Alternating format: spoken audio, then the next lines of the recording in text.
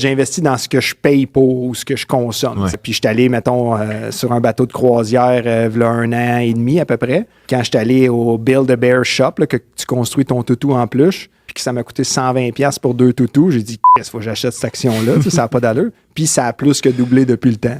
Fait que finalement, ma croisière était payée grâce à ça. Merci à Build-A-Bear. Mais je comptais ça à mon conseiller chez BMO, puis il riait de moi que je voulais acheter un gros montant de Build-A-Bear.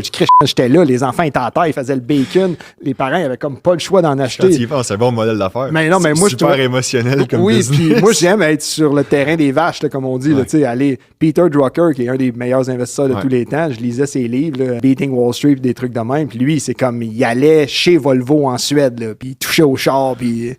Moi, ça, c'est le bout de business qui me passionne. C'est vraiment important. Puis t'es content quand tu fais un bon move, mais en même temps, t'as aussi Lightspeed de l'autre bord que t'as fait la même affaire, puis là, t'es pris avec parce que tu t'es attaché émotionnellement, puis tu veux pas couper ta perte parce que tu connais des employés. Je pense au final, c'est ça la règle de l'investissement, là, c'est qu'il faut toujours que tu crées un basket.